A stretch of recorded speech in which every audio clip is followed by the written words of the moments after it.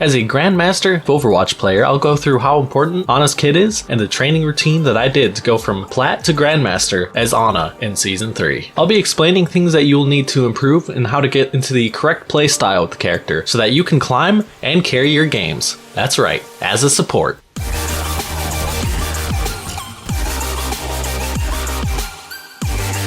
First thing off, this character requires some aim, unlike some other supports. If you already have some good aim, good job, now make it better. Which goes along with step 1, work on your aim. Having good aim on Ana means you won't miss your heals on targets, and you'll be able to quickly finish up kills on people getting away, and not missing those sleep darts. So there's different types of aim that you'll need. No scoping, aiming down sights, and quick scopes. You can see a lot more while not scoping in. This works well close range, and even far range if you're trying to heal a tank from far. When you no scope your shots, it also makes where you are located harder for the enemy to find. You can abuse this to make sure the enemy does not realize where you are and go to attack you.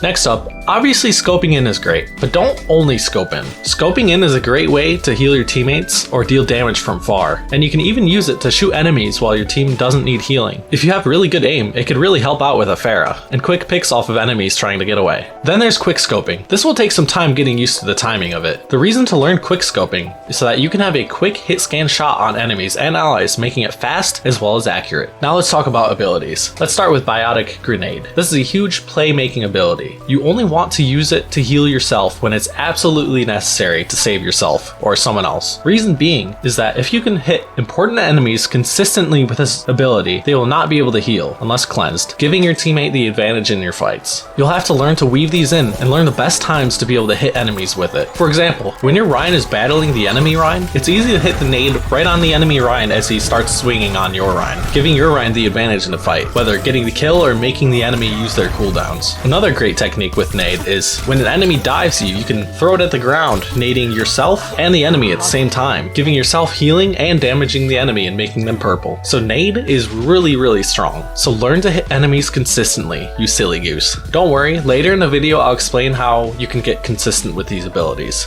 Then another carry potential ability, Sleep Dart. Most people waste this ability shooting at long range at random things or just into the enemy team from afar. Instead, get used to saving it for when it's needed, such as when you're being dove on by an enemy or a tank is on you or your allies. Doomfist and Ball are very annoying characters right now, and even though they are difficult to hit with Sleep Dart, you must practice to be able to do this because it's nearly the only counterplay in the game against them. Just don't forget to ping slept enemies and try shooting them at the same time as your teammates. And then the ultimate, Nano Boost. It's a simple concept. However, the biggest problem I see people have with it is they don't use it often enough, and they'll save it for too many fights. It's a great combo ultimate to sometimes always win fights with certain heroes such as Genji with Nanoblade, Ramattra with his ultimate, and some other characters like Soldier 76 and so on. If you don't have a good character to combo with, still giving it to a good performing DPS or tank is always a good option. Imagine in your Rhine 1v1, you nade the enemy Rhine as well as nanoing your Rhine. I think you guys might win this fight. Another tip is, using your ultimate before the enemy team is always a good habit to make sure you start winning the fight before they can retaliate. Okay, you probably get it. You should understand how powerful these abilities are. They have much more carry potential than something like Moira's lack of utility. Another thing you need to work on is positioning. Just think of where you are and where you can stay alive during team fights, so that you can support your team and get abilities off. You don't have to be crazy far away from your team, but also don't be too close in range of the enemy. It's good to play around corners so the enemy cannot see you, but then you can easily peek to throw a nade or get some damage in as they're getting away. Just be very careful when playing against snipers. You do not want to peek them, unless they have bad aim and yours is cracked. So just keep in mind what characters they have on the enemy team and be wary of how you can position better to make sure that they do not have an easy time killing you. So how do you get good at these abilities and your aim? Well, lucky for you, here's some custom game codes that'll help you out. The codes will be on the screen. I won't tell you what you should practice. You'll know if you're warmed up and getting better with these abilities and your aim. Just make sure you practice, or else. Now for the moment we've all been waiting for. I will now tell you the training method I used in order to rank up all the way from plat to Grandmaster. But before I tell you, please consider subscribing if you enjoy my content, as only 2% of my viewers are subscribed. Okay, now let me tell you my training method. Hear me out. Open queue.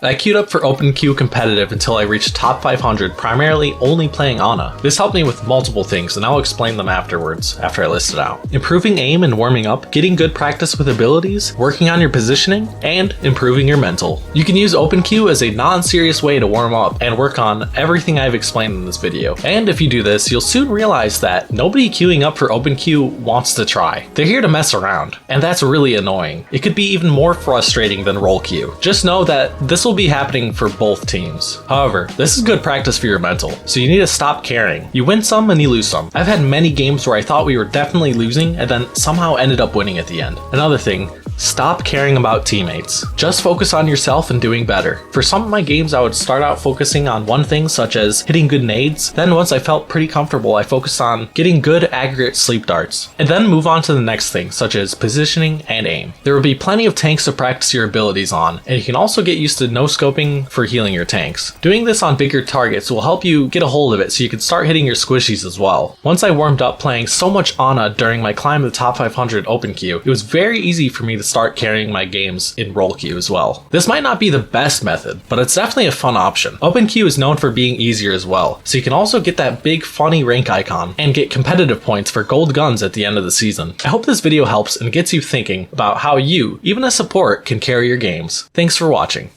Also, I will be looking for a lucky bronze player to coach for free for a video. If you're interested, please comment down below and hopefully we can set something up.